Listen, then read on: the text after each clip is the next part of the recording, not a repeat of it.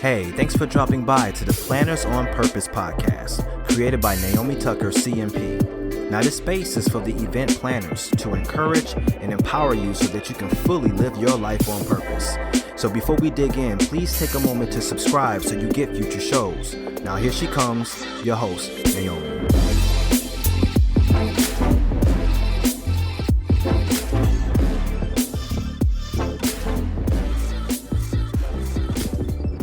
Hi, this is Naomi Tucker with Planners on Purpose podcast. I hope you're doing well today and that you are living your life on purpose. I'm excited to be here today for another episode and excited to have you with me. Today, I wanted to talk about characteristics of a high-performing team because whether we like it or not, when we're in the event industry, we have teams. We either are a part of teams or we have our own teams, our event teams that we are looking to be as effective as possible in the planning process and while we're on site and even after the event.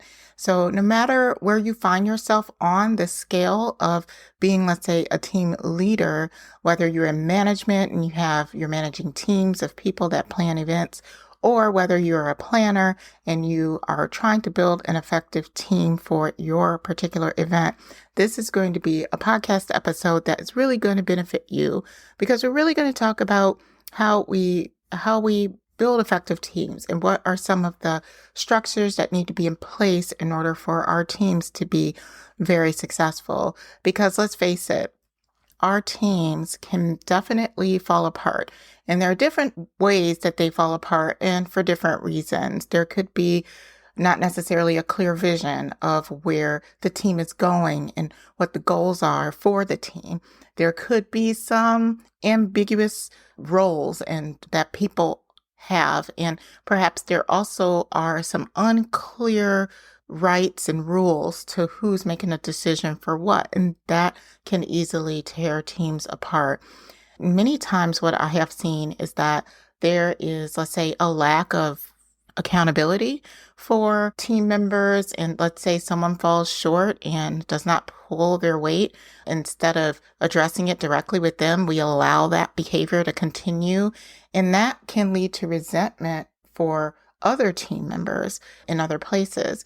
So those are just a few ways that team can fall apart. But we want to make sure that we're instilling some safety and some boundaries in place for us to have effective event teams. And let's jump into it. I want to give you some of these areas that you can put in place or just cross-check to say, I do have a great team and we are on the right track, or maybe we need to tweak this, maybe we need to refine these things. And that way you can put certain things in place for you to be able to refine your team so that they can be highly effective and you can be a highly performing team, because that's what we all want. So the first thing that I want to lay out is that your team needs to be able to feel safe. There has to be an environment of safety that's created around the team. So whether you're managing different teams that manage all sorts of different events, or if you're a planner, again, that has a team, your team needs to be able to feel safe. You have to create an environment where your teams can share ideas, that they can take risk and bring up certain ideas and not feel as though their idea isn't worthy of mentioning or their idea is going to be judged harshly. So setting up the safety net with your team is going to be very, very important for you to do. Now, how can you do that? I say you can establish that particular protocol off from the bat. And many people do this different ways. They can have a kickoff meeting if they have, let's say, first time that your team is going to meet in order to go over some of the details for the event, just to kind of lay some of the ground rules and talk about the event. Share that this is a safe space. We want this event to be a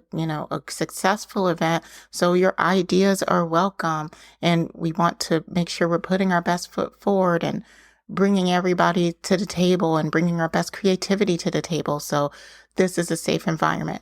When you share things like that, team members start to feel safe. And when you honor that by when they do step up and when they do come to you and bring some ideas, welcome that idea and definitely take it into consideration would help your team establish safety. So that's some of the ways that you can do it. Now, again, you may not be necessarily having a kickoff call with your team, but when you do have certain team meetings, you can easily just say, hey, I want to make sure that we all know that we can trust each other, that we all know that we can express ourselves and put our ideas on the table.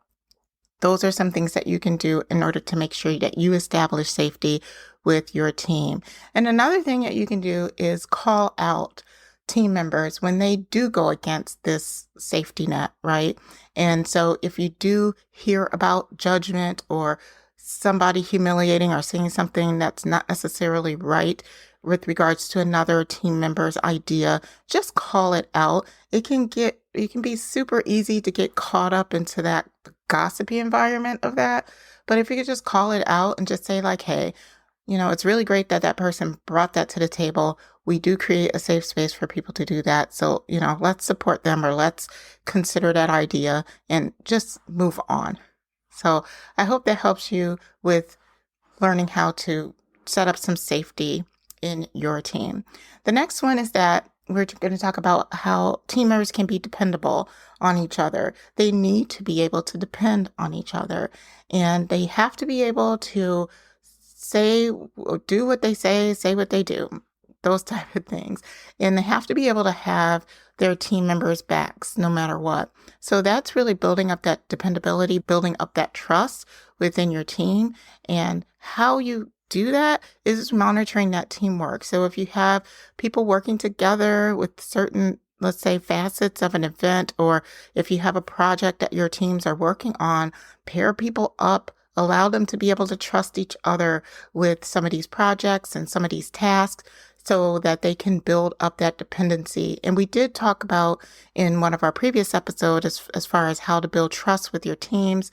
That is a really core backing to in a high performance team, is building up trust, building up that vulnerability, and putting people in an environment where they do have to trust each other is going to really help build that up. Now, if you're a team of one and you're just depending on yourself and you're taking the reins by yourself, and maybe you're doing that because you either don't have another choice, but maybe sometimes we're doing it because we feel as though we need to control all things. When you set yourself up to be a team of one, it can really cause some major damage to you, up to and including burnout. You can burn yourself out, and without you not trusting other team members, you just are at your wit's end for having multiple places to go and team members trained to be able to carry on some of the work that you need them to do. So make sure that you're trusting your team, building up that trust. It will take time. It's not easy. But when you do it, you will find that you really build up teams that can work together and really bring an event together. All right. So my next tip for you is communication. Communication needs to be crystal clear when we're talking with our teams. We need to make sure that not only are we communicating the goals, we're communicating deadlines and communicating objectives to our team in a clear, concise way, that we set up a good system of communication within our team as well. And that can come down to, how are we communicating? Is this going to be something that's on a Teams channel, or is it on Slack? Does everybody know how to work those areas? Where are you storing your files? If people have questions, where are they going to go to get their questions answered in an easy way? Are you going to rely solely on email? Because if you are relying solely on email, that can get a little bit inundating. So have a good structure of how communication is going to work. So not only is the output of communication to your team being clear and concise and having all the details, but the input and what you receive for your team, it needs to be easy on how they get the information to you, and your response back to them also has to be easy. We've talked about putting in standard operating procedures, or maybe some frequently asked questions, or just some overarching guidelines of your event or of your team can be super helpful so that everyone has the information all in one place. So make sure that if you feel as though communication can be adjusted, or if you feel as though communication can be enhanced on your team, that you take the opportunity to make some of those tweaks. We're in a amazing part of the year where we do get a little bit of downtime. Now's the time to be able to make some of those tweaks so that in the new year you have a better communication structure. All right, so the next one I have for you is that your team members have to be really, bought into this connection to the work that they're doing. And that can be done in different ways. And it really is just creating meaning in their work.